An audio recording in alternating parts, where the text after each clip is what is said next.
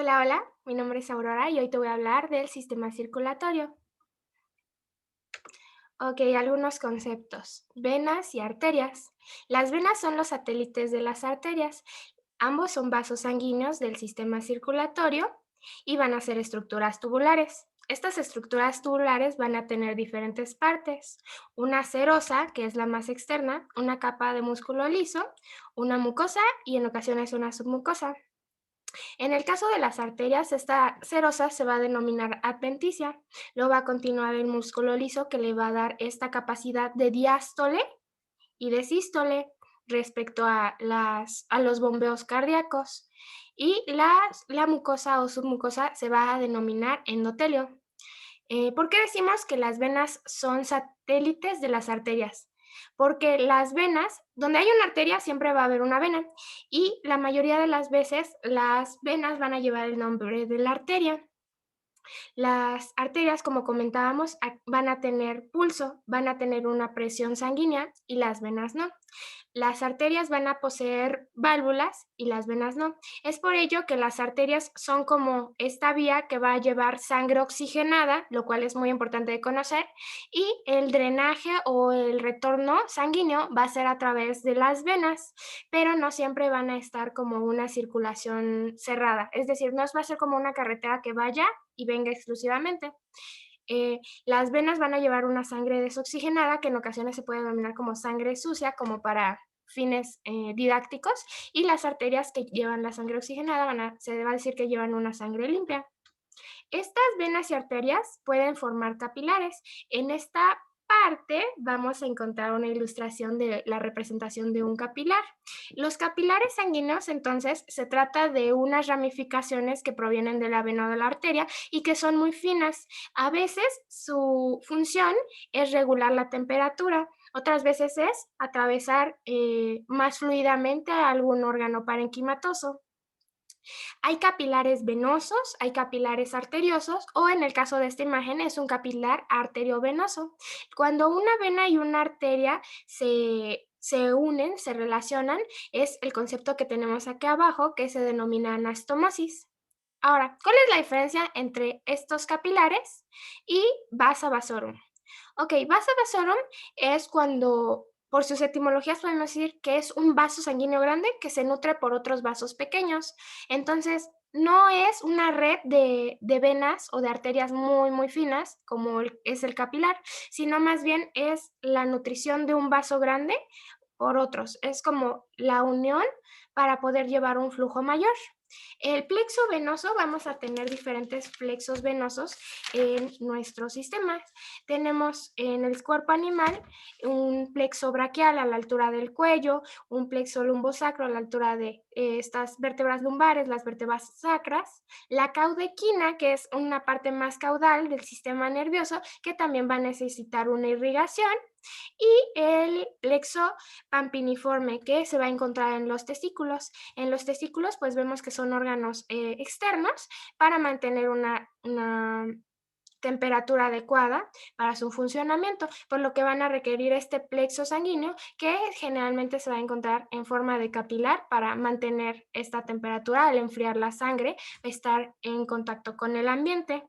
Mm, ¿Qué más podemos decir de estas venas y las arterias? Bueno, vamos a ver que en las arterias van a estar formadas mayormente por fibras elásticas, lo cual les va a dar una tonalidad blanca. Entonces, cuando nosotros tenemos un cuerpo animal que ya falleció, vamos a ver que las arterias ya no van a tener sangre en su interior y que se van a notar de un color blanco, mientras que las venas van a ser estructuras más superficiales, podemos localizarlas más superficialmente, a diferencia de las arterias.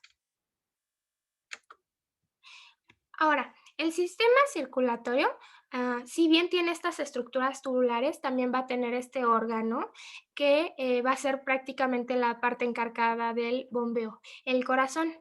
La ubicación del corazón se trata en el espacio mediastínico, medial y ventral. Y sus capas, bueno, primeramente vamos a tener un pericardio, que se va a dividir en dos, el pericardio fibroso y el pericardio seroso. ¿Qué es el pericardio? El pericardio viene siendo la bolsa pericárdica que está relacionada con esta pleura de la cavidad torácica para mantener todos los órganos en su lugar. El pericardio fibroso se va a referir a la parte de la bolsa pericárdica que va a sostener al corazón en el mediastino y se va a conocer como un ligamento frénico pericárdico, o todos son símiles, un ligamento frénico pericárdico, un ligamento externo pericárdico, o ya generalmente vamos a hablar de un ligamento externo frénico. En el siguiente esquema podemos ver un poco más. En estas partes, pues si vemos de este lado, estaría el lado derecho del corazón, entonces de ahí saldría el ligamento que se juntaría con la parte ventral del tórax, entonces de esa parte saldría el ligamento externo pericárdico. Si habláramos de la parte del vértice del corazón, esta parte, si de allí saliera el ligamento, esta parte al ser el vértice va a estar hacia caudal y se va a encontrar con el músculo diafragma. Entonces sería el ligamento frénico. Y si habláramos de toda la bolsa pericárdica y bien ya los ligamentos en generales, ya diríamos que es un ligamento externofrénico pericárdico. Otra capa, esa sería como una capa más externa del corazón, y ya más específicamente otras capas que va a poseer el corazón va a hablar de la composición misma del corazón. Vamos a ver que, por ejemplo, en esta parte alcanzamos a ver una línea blanca. Esta línea blanca se va a denominar pericardio.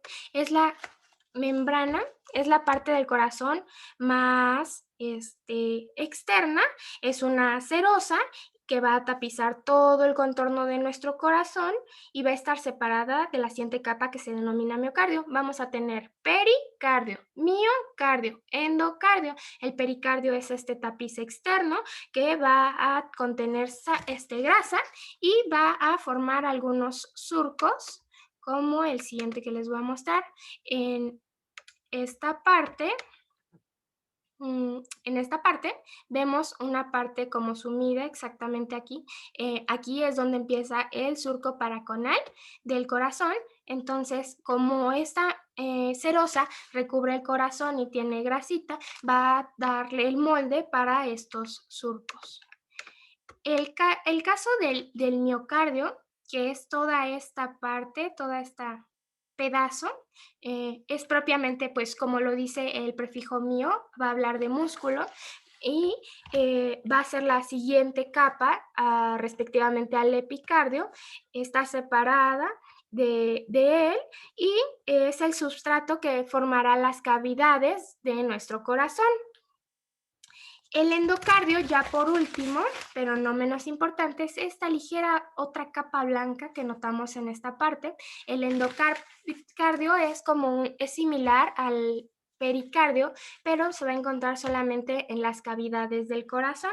Está en íntima relación con la sangre, porque como veremos más adelante con las partes del corazón, en esta parte va a entrar la sangre y pues va a estar pegadita con el endocardio. También es una mucosa y va a estar inervada por células de Purkinje, que son las últimas células nerviosas. También lo veremos más adelante. ¿Qué más podemos decir del corazón? Ok, el corazón se va a dividir en un lado derecho, un lado izquierdo. Va a tener una base y un vértice. La base sería más o menos esta área de arriba, de donde salen los grandes vasos sanguíneos, y no hay que confundirla con estas cavidades pequeñas que se denominan atrios. Entonces la base sería como toda esta parte plana, entre comillas, del corazón, y la base va a contener un surco coronario en las orillas, ¿no? De donde saldrán las venas y las arterias denominadas coronarias que se van a dedicar a nutrir todo el corazón. El corazón también va a tener un vértice, que es esta puntita de aquí abajito, ese es el vértice, y vamos a tener un lado derecho y un lado izquierdo. Preguntarán ustedes, ¿cómo sé qué lado es cuál? Ok, porque vamos a ver que el lado izquierdo va a tener un miocardio más grueso. Muchas veces no se nota, entonces nos podemos guiar un poco porque así como tiene lados, tiene caras. Y vamos a notar que la cara izquierda también se denomina auricular. La cara izquierda se denomina auricular porque aunque esta foto es muy buena, pues es del CONIC, de un libro de anatomía, vamos a ver que el corazón es un órgano tubular cónico. Entonces, los ventrículos, que son estructuras bajas del corazón, van a estar abrazados formando el cono y así el vértice del corazón. Entonces, a veces es un poco difícil decir qué cara es cuál. Entonces, la izquierda, aparte de tener un miocardio muy grueso, va a hacer una cara auricular, es decir, que se van a ver las aurículas, que son estas pequeñas orejuelas, estructuras pares que tendrá el corazón. Esta y esta. Entonces, la cara derecha es la cara ventricular, donde se van a notar más los ventrículos, que viene siendo toda esta parte hasta el vértice. Entonces, pues ya vimos que el corazón tiene una cara derecha, una cara izquierda, una base, un vértice. La base va a ser una estructura craneal, el vértice va a ser una estructura caudal. La cara derecha, aparte de ser ventricular, va a estar en relación con el esternón, con el piso de la cavidad, va a ser ventral, y la izquierda va a ser una estructura auricular.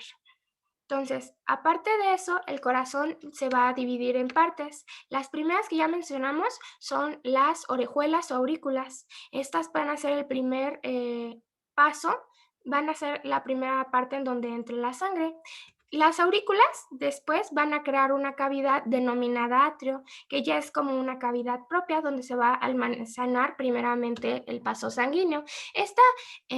Estos atrios van a tener músculos que se denominan músculos pectíneos para ayudar a su formación. Después, dependiendo del lado en que estemos, vamos a encontrar en ambos lados una válvula. Ahorita hablaremos un poco más de estas válvulas. Estas válvulas van a tener cúspides que van a formar las compuertas de la válvula, que van a estar unidos a cuerdas tendinosas y a músculos papilares.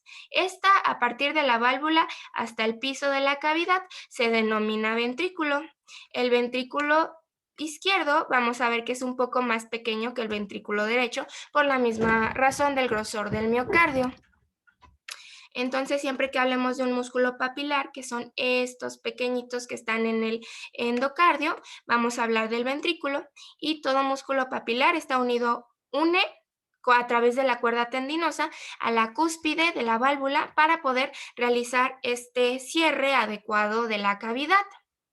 Entonces, en el lado derecho vamos a tener de craneal a caudal o de base a vértice, vamos a tener la orejuela derecha, el atrio derecho, la válvula tricúspide o la válvula atrioventricular derecha y el ventrículo derecho, que ya vendría siendo la cavidad. En el lado izquierdo vamos a tener la orejuela o aurícula izquierda, el atrio izquierdo, la válvula bicúspide, porque solamente tiene dos cúspides. También se le denomina válvula mitral o válvula atrioventricular izquierda. Después tendremos la cavidad propia, que es el ventrículo izquierdo. Esas serían las partes del corazón.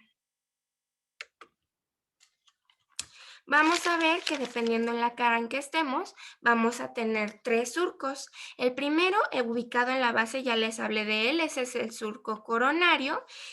Después, en el lado derecho, en la cara ventricular, en la parte del esternón, vamos a tener el surco subsinual. Vamos a tener que cuando estén presentes todos estos vasos sanguíneos grandes, va a haber una parte venosa.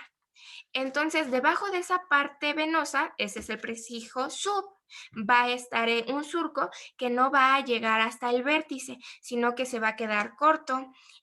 Esto pues no es exactamente pues como si viéramos un esquema, entonces nada más va a bajar un poco este surco del lado venoso, entonces sería el surco subsinual. Del lado izquierdo, la contraparte es el surco paraconal. Como lo indica su nombre, conal, pues se refiere como al cono, como al vértice, y va a ser el surco que en contraste sea el que más se acerque a la parte del vértice de nuestro corazón. Vamos a ver que si cortamos, si removemos esta parte de las orejuelas del corazón, de la entrada de los grandes vasos sanguíneos, el corazón va a tener aquí estas válvulas, ¿no? Vamos a ver la presencia de una válvula céntrica que vendría siendo esta, que es la válvula semilunar aórtica. Vamos a ver que la particularidad de las válvulas semilunares es que no están relacionadas a las cuerdas tendinosas y no van a tener, por ende, músculos papilares en su cavidad. Estas válvulas semilunares van a tener mucho que ver en la circulación menor que veremos más adelante. Entonces, la central siempre va a ser la válvula semilunar aórtica y esta que va a ser nada más como dos semilunas. En este caso tenemos 3 cúspides y en este caso tenemos 2 cúspides. Esta es la válvula semilunar pulmonar. Después vamos a tener la válvula tricúspide y la válvula bicúspide. Este esquema se puede referir a él como un corte transversal del corazón o bien un esquema de payaso por el parecido que algunos le encuentran a estas válvulas. Vamos a proseguir con la inervación del corazón. Vamos a ver que hay una inervación intrínseca y una inervación extrínseca. Como marqué en color, vamos a guiarnos un poco por estas etimologías donde in va a hablar de que es una inervación por dentro del corazón y una extrínseca que viene siendo por el exterior del corazón. Para ello vamos a hablar de otra estructura que posee nuestro corazón, que es el septo interventricular. Vemos que en estas partes, en estas partes son los atrios y luego los ventrículos. Entonces, esta estructura musculosa que encontramos entre los ventrículos se denomina septo interventricular.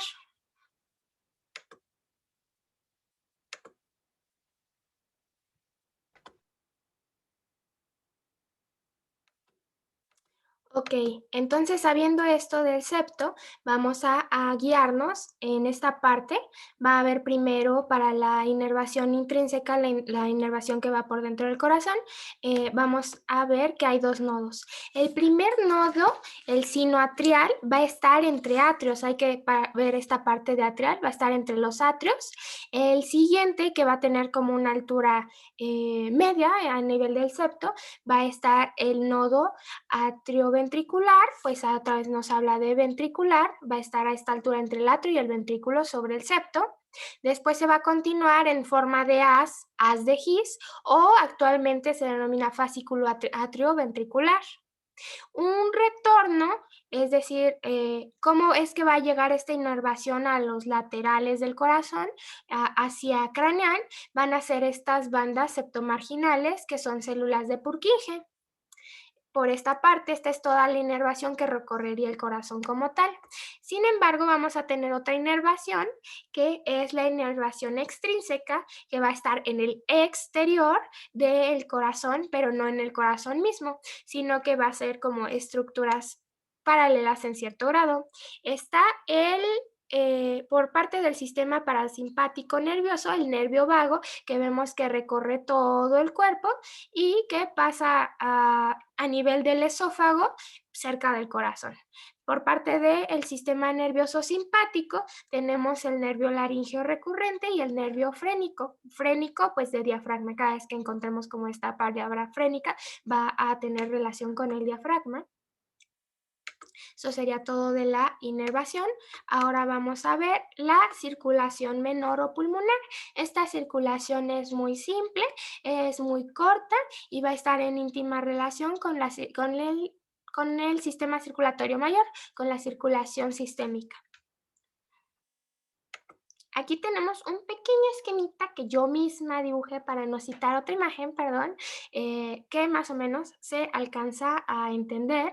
Vamos a primero establecer que esta circulación pulmonar es aquella que va del corazón a los pulmones y de los pulmones al corazón con motivos de filtrar, de oxigenar esta sangre, de limpiarla. Vamos a ver que todo empieza desde el drenaje principal de todo el sistema, el drenaje sanguíneo a través de la vena cava. La vena cava entra al lado derecho del corazón, llena la orejuela, llena el atrio, esta parte es el atrio, pasa por la válvula tricúspide, llena el ventrículo, el corazón bombea, manda esta sangre del ventrículo a través de la válvula semilunar pulmonar, lo manda por la arteria pulmonar. Esta es la única arteria que en todo el organismo va a llevar sangre desoxigenada. Les comentaba en un principio que las arterias usualmente llevan la sangre oxigenada, pero esta es la única arteria que va a llevar sangre llena de CO2 hacia los pulmones, para que así los pulmones se encarguen de, bueno, primero se va a internar en el pulmón, va a recorrer todos los bronquiolos, va a llegar al nivel de los alvéolos, donde se va a oxigenar, va a hacer todo este intercambio gaseoso y va a regresarla a través de esta vena, que es una vena pulmonar, la única vena que va a llevar sangre oxigenada, porque esta vena que ya liberó el pulmón, esta sangre que ya liberó el pulmón, que pasa por la vena pulmonar, ya está limpia, entra otra vez, llena la orejuela izquierda, el atrio izquierdo, pasa a través de la válvula mitral, llena el ventrículo izquierdo y el corazón lo bombea hacia la circulación mayor, pero pasando por la válvula semilunar aórtica. ¿Para quién? Para dirigirla a la circulación mayor sobre la arteria aorta. Entonces, prácticamente sería todo de la circulación menor. Es una circulación muy práctica. Recalco esto de que cuando una estructura tubular, cuando un vaso sanguíneo sale del corazón, se va a denominar arteria, y cuando llega al corazón se va a denominar vena. Por eso es que esta arteria y esta vena pulmonar van a tener una sangre diferente a la que usualmente en el sistema se tendría. Vamos a pasar a la circulación mayor o sistémica, que se relaciona o empieza a partir del punto que les comentaba de la arteria aorta. Para ello vamos a conocer un poco del recorrido sanguíneo, de cómo se ramifican estas arterias y estas venas. Primero vamos a tener las arterias. Vamos a tener a una aorta que puede ser ascendente o descendente dependiendo de la dirección. La arteria aorta primeramente se va a ramificar en forma de tronco brachiocefálico y va a ser la porción que, como dice brachiocefálico, va a esta parte del cuello, se dirige hacia el cráneo y pues va a dar las ramas que irrigan a la cabeza del animal. La rama descendente va a ser la subclavia izquierda, porque va a ser la segunda ramificación que va a dar vuelta y se va a dirigir hacia el tórax. Ya llegando al tórax, las primeras 3 ramificaciones que salgan de ella se van a denominar costos cervicales. Las siguientes van a denominarse arterias intercostales. Estas 2 últimas que menciono van a dedicarse a irrigar a nutrir, a llevar oxígeno al tejido muscular que se encuentra entre las costillas, los músculos intercostales. Continuando, la rama de la subclavia izquierda se va a encontrar sigue siendo una aorta descendente, como que todas son aortas, pero dependiendo de la altura que se encuentren, van a cambiar el nombre. Entonces, después de que sea subclavia izquierda, se va a denominar tronco esofágico y después, antes de pasar a la cavidad abdominal, seguimos en la cavidad torácica, vamos a encontrar la arteria frénica. Pasa esta arteria descendente a través del hiato aórtico que se encuentra en el músculo diafragma. Del otro lado ya se denomina tronco celíaco, el cual tiene 3 ramificaciones: arteria hepática, arteria gástrica y arteria esplénica. Hepato, hígado; gastro, estómago; esplénico, vaso. Continuando al tronco celíaco, vamos a tener a la arteria mesentérica craneal, la cual va a irrigar al intestino delgado y al páncreas. Continuando la arteria mesentérica craneal, tenemos la renal, pues, que va a irrigar a los riñones, generalmente son 2 riñones. Continuando a la renal, tenemos la gonadal, que dependiendo el individuo, si es hembra o macho, va a irrigar las gónadas del cuerpo animal. Continuando la rama de la arteria gonadal, vamos a ver que está la circunfleja. Cuando escuchemos la palabra circunfleja hay que pensar en un doblez, en una vuelta. Es la arteria circunfleja ilíaca profunda que va a irrigar estos músculos de toda esta cauda, ¿no? El músculo multífido, el longuísimo, los dorsales de la columna. Continuamos con la mesentérica caudal. Vemos que la mesentérica craneal va a irrigar al intestino delgado y la caudal va a irrigar al intestino grueso. Continuamos con una cuadrifurcación de las ilíacas que hay externa e interna. La externa pues va a irrigar al miembro pelviano y se va a continuar como una arteria femoral. Y las internas pueden también ser izquierdas o derechas y se van a dedicar a irrigar a los órganos de la pelvis. Siguiendo la dirección de la cuadrifurcación de las ilíacas, se va a continuar con una arteria sacra media y luego con un tronco pudendo epigástrico. Ahorita lo vamos a ver un poco más esquematizado, pero era importante que ustedes tuvieran el conocimiento de los nombres de las arterias que vamos a ver. Un poquito de las venas. La primera forma del retorno sanguíneo va a ser a través de venas. Es por eso que les decía que donde haya una arteria va a haber una vena. Estas venas van a encargarse de llevar el drenaje sanguíneo hacia el corazón para que entre a la circulación menor, se renueve y se manda a la circulación mayor. Entonces vamos a ver que todo empieza, por así decirlo, porque vamos a ir como de atrás hacia adelante según la circulación. Si siguiéramos la circulación, pues iríamos primero el tronco pudendo epigástrico, luego la epigástrica caudal y así, ¿no? Pero vamos para fines pedagógicos, para fines didácticos, vamos a hablar primero del lado derecho del corazón. Sale la vena cava, la cual va a tener una rama ascendente y una rama descendente. La rama ascendente va a ser para la yugular, yugular externa, si hay una externa y una interna, pero de la yugular externa sale la rama carótida craneal que está a nivel del cuello, se dirige a craneal. Paralela a esta yugular externa vamos a tener la vena ácigos que está en la cavidad torácica y que va a hacer el drenaje venoso de las arterias intercostales, es decir, que va a drenar a estos músculos intercostales. Les comentaba en un principio que generalmente cuando tenemos una arteria de determinado nombre, el mismo nombre pasará a ser de la vena. Este caso es una excepción para la arteria intercostal o las arterias cortocervicales, tenemos las venas ácigos. Después de las venas ácigos tenemos la vena ácigo viene de la cava. Después a esa misma altura tenemos las torácicas. Hay una torácica externa y una torácica interna. La torácica interna es la que nos interesa porque va a soltar una rama que se denomina vena epigástrica craneal, que pasará por el hiato del diafragma para la vena cava, porque sigue siendo cava descendente. Después de pasar el diafragma se denominará epigástrica caudal y se unirá al tronco pudendo epigástrico, lo cual cerraría el circuito. de la circulación mayor.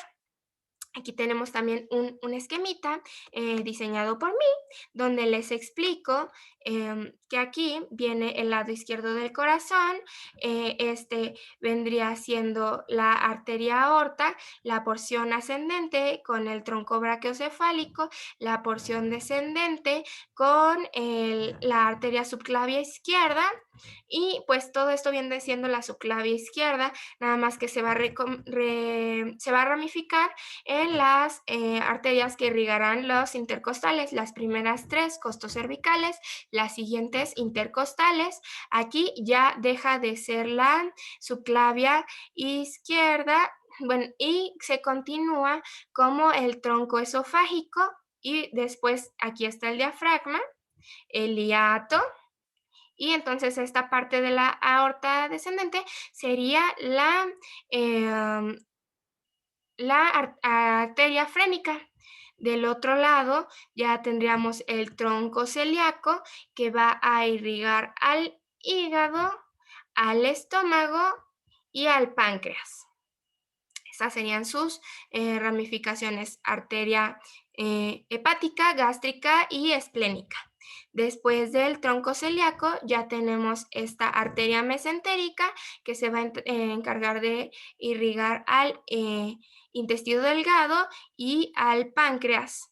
Continuamos con la arteria renal, que irrigaría los riñones, la arteria gonadal, que irrigaría a las gónadas del animal. Y después de la arteria gonadal ya vamos a ver que tenemos a la arteria circunfleja profunda, la cual irrigaría los músculos que antes les comentaba. Y prosiguiendo a esta altura, ya pasamos toda esta parte de el hueso coxal, estamos por la zona sacra, las lumbares, la sacra, y vamos a llegar a la arteria mesentérica caudal. La arteria mesentérica caudal va a encargarse de irrigar al intestino grueso, y proseguimos este recorrido amarillo arterioso con la cuadrifurcación de las ilíacas. Aquí tenemos un pequeño esquemita imaginemos que esto es un perro, un animal, imaginemos que está su cabecita, sus miembros torácicos, sus miembros pelvianos, su cola, su cabeza, sus orejitas. Bueno, el punto es que nos interesa es para explicar la cuadrifurcación de las ilíacas, que la tenemos aquí representada en moradita. Lo que les comentaba, va a haber una cuadrifurcación de las ilíacas externa e interna de cada lado, por eso son 4. Y pues ya comentábamos a quién irrigaba cada cual. Vamos a continuar con la sección de la arteria sacra media, que se va a conectar con el tronco pudendo-epigástrico, y luego va a hacer este recorrido venoso a través de la epigástrica caudal, epigástrica craneal, la torácica interna. Aquí están la referencia a las venas ácigos, que vienen de la vena cava.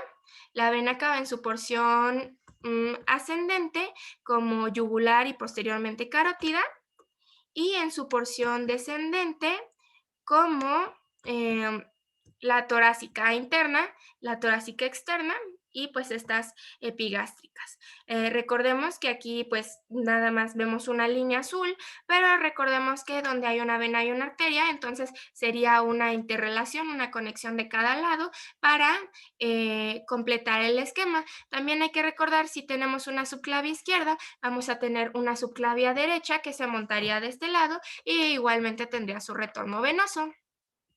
Entonces, eso hace un poco más complicado toda esta parte de la circulación mayor.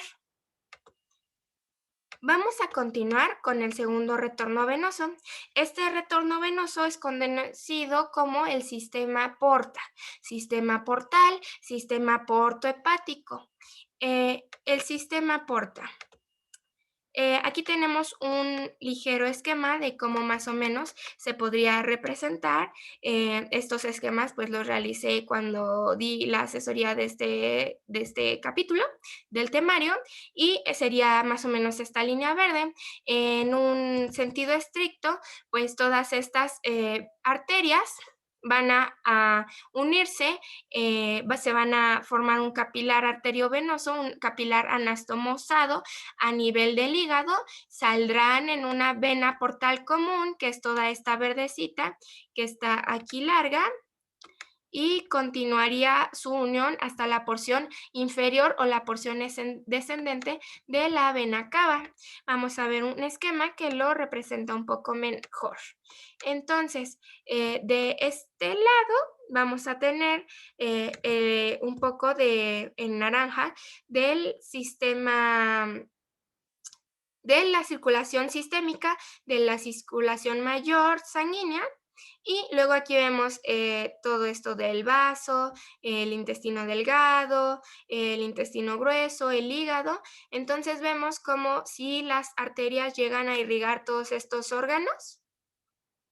Y aunque también tenemos nuestro retorno venoso, vamos a tener el sistema porta. Cuando el sistema venoso falla o es ineficiente o se necesita una mejor capacidad, se recurre a este sistema porta. Pero el sistema porta también es como una parte normal o cotidiana del organismo porque evita que ciertos órganos como el hígado propiamente, el estómago, el vaso, los intestinos, hagan todo ese recorrido venoso y pues tomen este atajo a través del hígado.